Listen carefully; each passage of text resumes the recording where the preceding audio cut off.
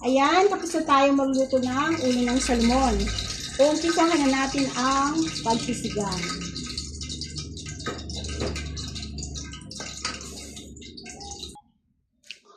O, ayan. Meron na tayong tubig dito. Ayan, papakuluan ko yan. Pero yung ibang ingredients natin, gigisahin ko muna rito sa kawali. Ito yung aking ingredients. Okra. Kamatis. Sibuyas. At luya. At sibuyas. Bali, hindi to, masarap sana kung mayroong tayong miso. Pero, gumamit na lang tayo ng chicken powder. Ay, chicken powder. Wala ako chicken powder. Wala nga pala ako sa mga. Sorry guys. Asan yung aking paasim natin? Ayan. Ito ang gagamitin natin. Sinigang. Sinigang sa salmon ang ating lulutuin. So, ngayon, ito na. Pasensya na kayo, ha? Narito ang ating ko.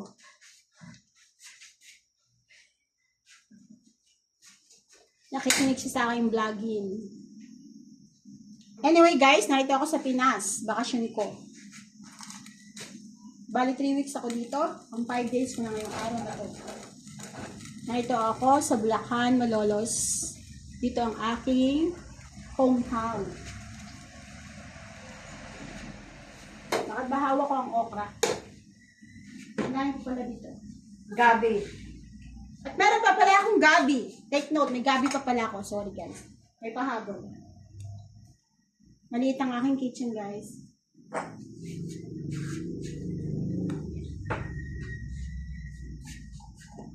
So yummy. Ayan, nagigay tayo ng mantika. So yummy. Sibuyas.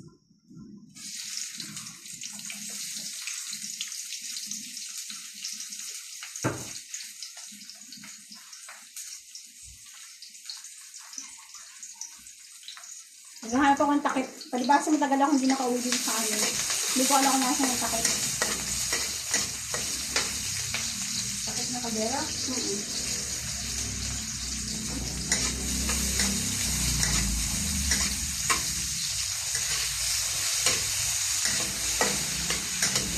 Ayan. Dito ko na yung iba ko yung kamatis. Tapos, pag okay na siya, ilalagay ko yung piniritong salmon. Sabi mo, agam. Sabi ka. Ayan, ito yung pinirito kong salmon, guys. Ayan yan.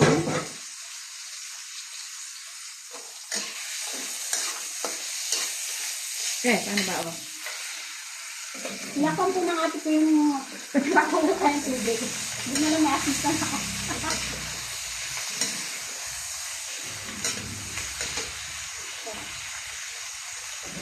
Basa ba?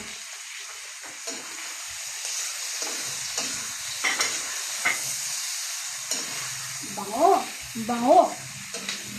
O ngayon, hintayin natin kumulo ito, saka natin i-transfer ng juice sa console dito sa kumukulong tubig at ang the rest na ingredients at paasim.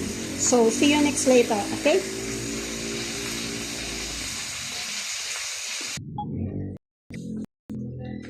Ayan, kumukulo na ang ating tubig. Ilalagay ko na yung gabi. Gabi muna. Ayan, lagyan natin ng gabi. Oy, sorry.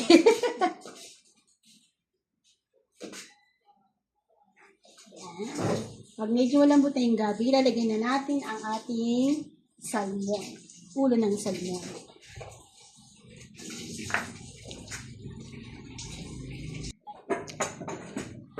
Pwede natin ilagay itong ating sorry lang ha guys, may aso ako. Ito talaga ang buhay probinsya. Ayan, ilalagay na natin dito sa kumukulong tubig. Tapos isusunod na natin yung kangkong, okra, at itimplahan natin ito. Ayan. So yummy.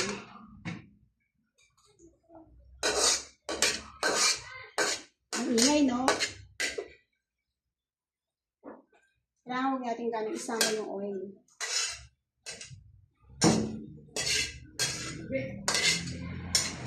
Okay. So that's it.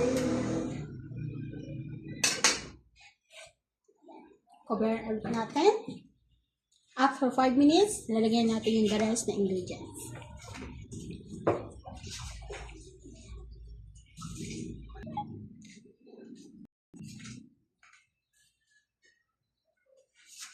Ayan guys, kulong-kulo na siya. Lagyan na natin ng kangkong.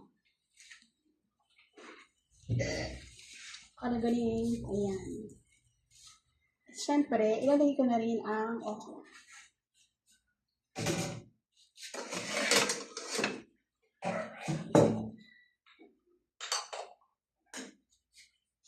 Kailangan na hindi masyadong maano yung gulay. Para hindi mawala yung sustansya ng gulay. Hindi makakain na din. Meron po tayong kumukontra. Sorry guys. Ang aking ate.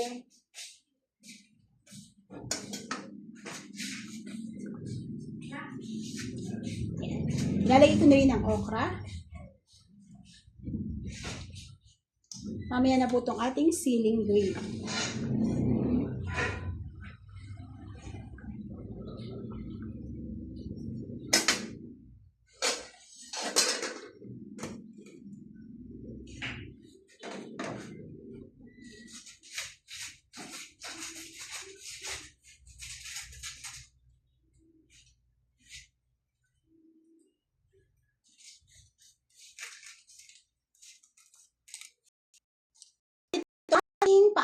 Sinigang na salmon.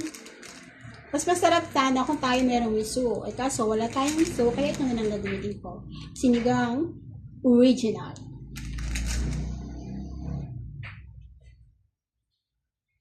So lalagyan na natin ito.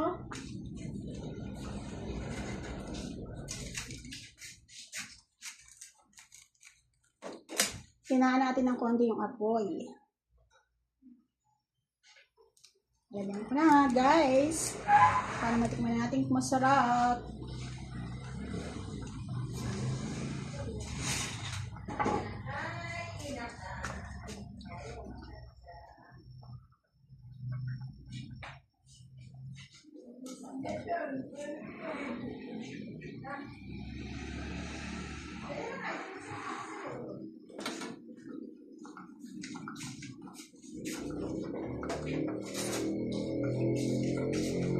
I will try kung maasin. Kasi hindi ko naman siya pinodify. Kaya kailangan mag-modify. Kulang pa. So, I need to put some.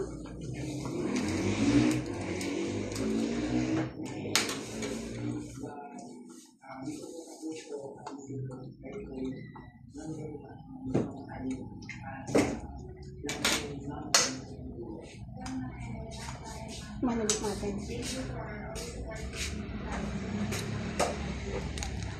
Hindi pa rin ako nag-satisfy. Sensya na guys ha, hindi kasi ako expert issue.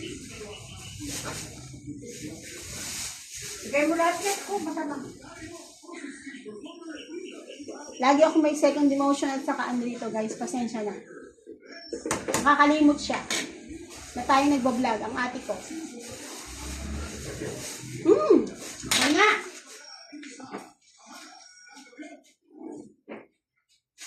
Oh, ito naman. Para lalong sumarap, lagyan natin ng Knorr chicken powder.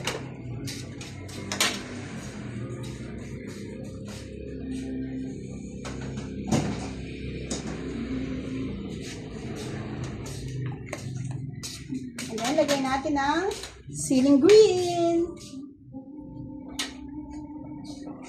So, that's it guys. Kain na na.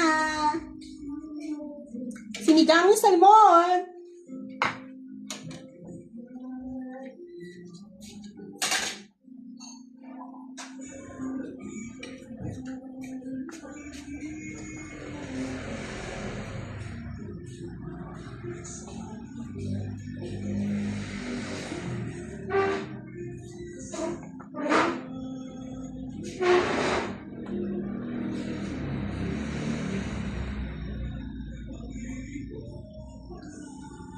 Sinigang ng salmon. Thank you guys. Please subscribe. I hope you enjoy my vlog. See ya.